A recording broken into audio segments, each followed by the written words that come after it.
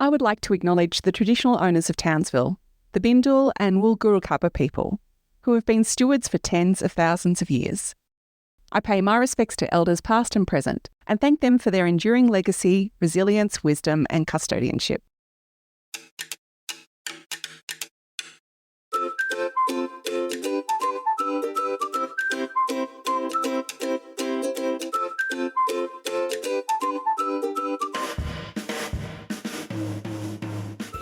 This is Weekend Birder. If you're new to the podcast, you've just joined a community of thousands of people around the world who tune in each week.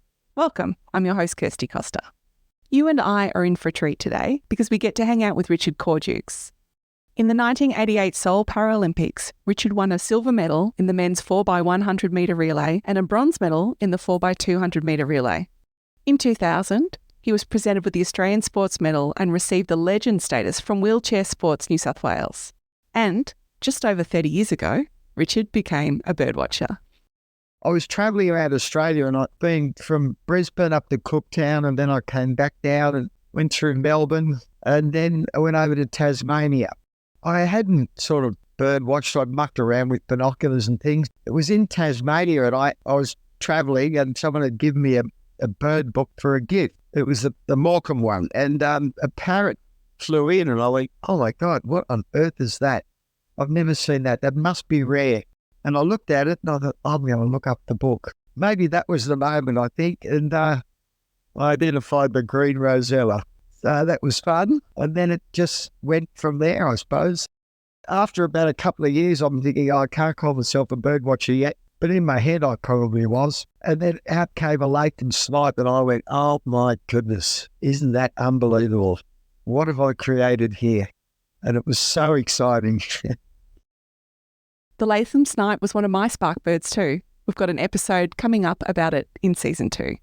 Richard is in a wheelchair, but that hasn't stopped him from going on some epic birdwatching adventures.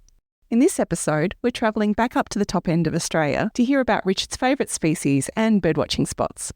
He says that you would be silly to miss out on a trip to Kakadu National Park in the Northern Territory. I got to Darwin in April, I think, or May, and the season was perfect. You know, there's no more rain and it was easy to get around. Well, it was easy to function without it being filthy, stinking hot. Darwin was fairly flat in my wheelchair, and I sort of looked around Darwin a little, and then I thought, strike me pink, everyone goes out to Kakadu. And I was talking to some of the other travellers, and they were saying, oh, yeah, Kakadu, Kakadon't, and all of that. And I'm thinking, oh, look, I'll go up and make up my own mind. So I went out there and I just got addicted to finding these birds. I mean, every day I'd go out and there'd be 9 or 10 new birds. And I'd come back and I'd try and identify them and I'd struggle. It was really hard. And I'm getting really frustrated, which in some ways is a good sign. I was getting up early and coming back at 10 or 11 o'clock in the morning, and I was really tired and it was pretty hot. I'd get in and lie down and look up birds and try and remember and work out how to identify them, what to look for. I mean, everyone goes on about Kakadu, and can I get around there? Well, probably not, but I thought, well, I must be able to get some places. So that was what my attitude was. I've got to be able to get in somewhere. And, I started finding birds. I wanted to throw the book away. I was getting really frustrated. And in the end, I thought, why don't I try and join a bird club? So I found the Darwin or the Northern Territory Bird Observers Club. And I found a bloke who was working for the council, and he said, I'll come out with you. And his name was Mark Gardner. And he is just an unbelievable bird watcher. And I remember the first time we went out, I identified 9 birds in one day. I went, you're kidding me. And of course, every single one of them were like this, the first time I'd seen them. And so, I don't know, it just got more and more addictive there. And getting down and close to the water, you had to be careful of crocodiles and, dangerous rivers. And, just getting around there was tricky. That's where it really got me. I mean, I was hooked by then. And it was all wheelchair accessible, even though they didn't have the signs.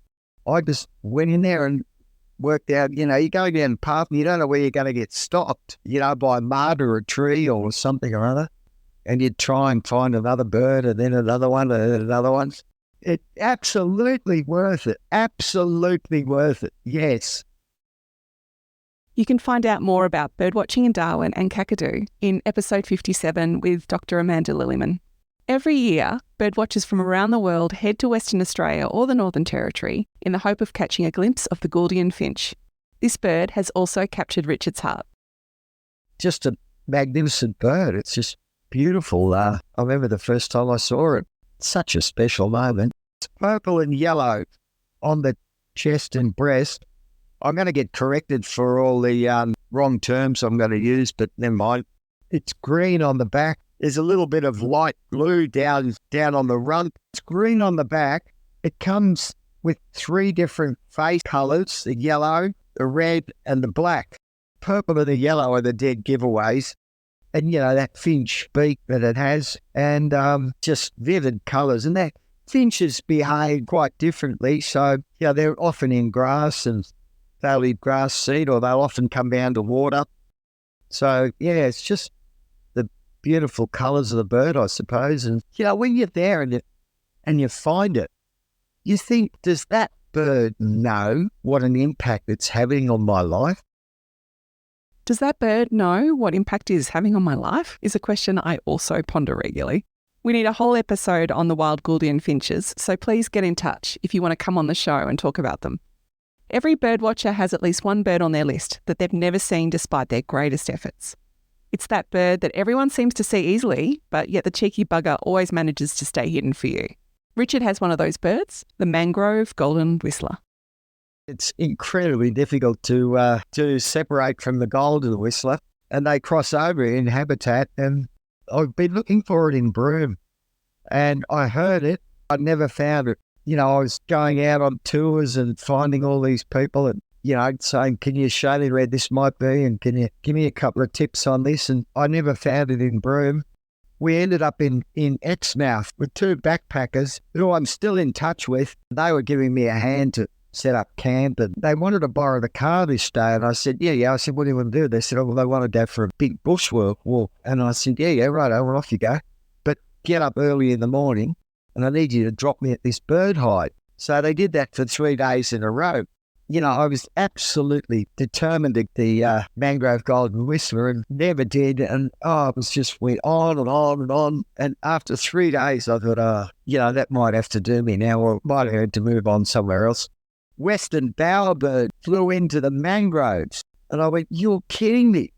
I'd never even imagined this bird. It was, I'm looking for something completely and utterly different. And in flew this bird, and it had the little crimson or turquoise patch on the back of its neck. And I went, oh my God, what on earth is that? Again, another moment that I'll never forget. It was awesome. Richard went to find a mangrove golden whistler and ended up seeing a Western Bowerbird. The joyful uncertainty of birdwatching. There are 8 species of bowerbird in Australia, and the Western Bowerbird is only found in Central Australia and inland Western Australia. And what Richard is describing is the small pink crest on the back of its head. It kind of looks like it's gone and dyed part of its feathers pink. The Western Bowerbird's stocky body, round head and long neck are covered in mainly brown feathers that are marked by spots. Its underbelly is yellow and its long legs are feathered at the top, which kind of makes it look like it's wearing trousers. Go find photos of it on the internet and enjoy. Here's what it sounds like. Delightful. And if you want to know more about the mangrove golden whistler, which sounds quite different, head back to episode 39. One of Richard's latest adventures was to a national park in outback Queensland near Longreach on the country of the Mayawali people. The latest adventure was pretty special. Went into Diamantina National Park. It's Channel Country out far west Queensland. It's where all the big rivers flow in, and I've been desperate to get out there. And, well, if I don't try and find the night parrot, then I'm never going to find it. So let's go in there and see what I can do. Thank goodness for NDIS in that I can take carers or support workers out there with me. So I've got a Land Rover Defender, a really old one, and I've built a caravan, which is pretty off-road and, well, just about bulletproof. Anyway, we went out there and I was looking, obviously, for the night parrot, but, I mean, it's unbelievably difficult to even hear one, let alone find one. but I knew that there might have been some leather-winged kites.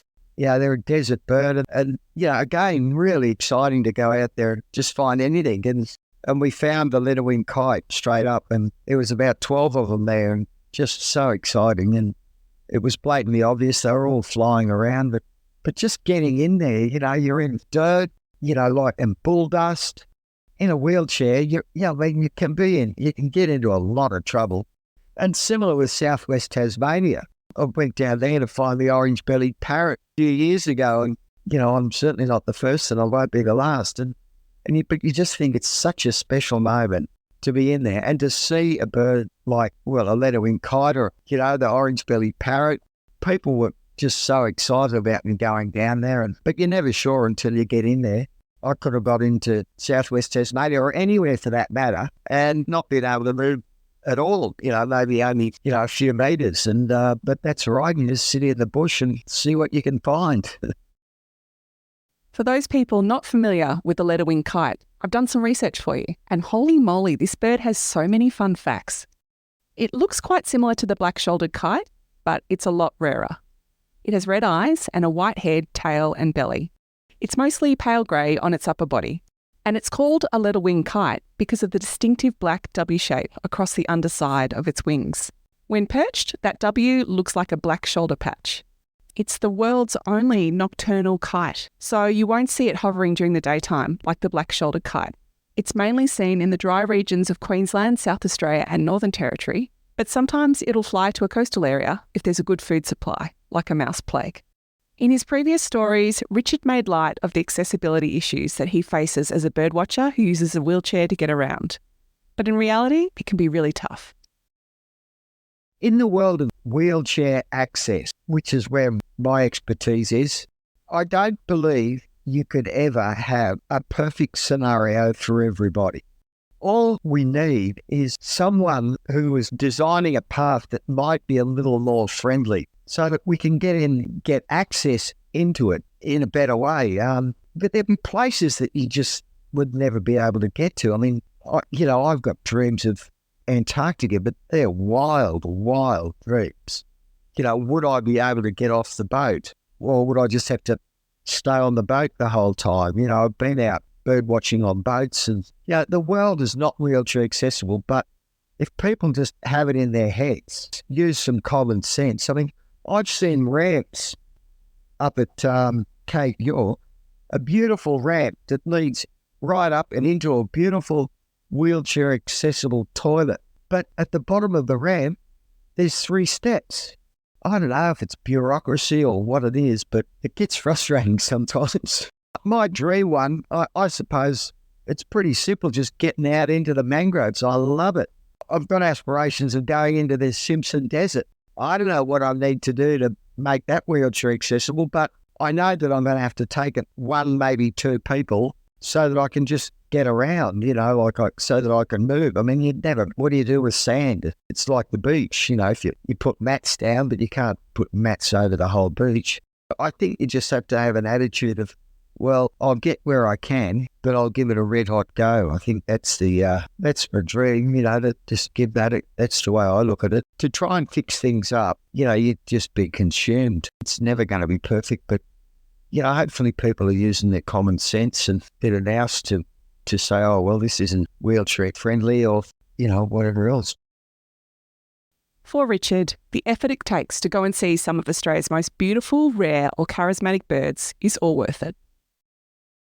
The thrill of being in whatever habitat it might be, the thrill of being inside a rainforest or in a desert or on a boardwalk in a mangrove, even walking down the strand or pushing the chair down the strand, goodness knows what you're going to find. It's a touristy spot, and yet all these birds are here, and you just got to go and find them. And I think it's just immersing yourself in that, in the habitat. It's something that I never dreamed of, and here it is all happening. If you would like to find out a bit more about Richard's birding adventures, ABC TV has made a short film about him, which can be found on YouTube. I'll put a link in the show notes. Despite facing challenges as a person living with a disability, Richard's dedication to birding knows no bounds. I'd like to thank him for sharing his love of Northern Australia with us. He's made me really think about how I might be able to play a more active role in making birdwatching more accessible for all. Hey, before you go, have you found me on Instagram yet? I only ask because I've been making these identification guides after each episode. So if you're having trouble following along with our verbal descriptions of birds, search for Weekend Birder to see images and get handy tips. Speak to you soon, birder friend.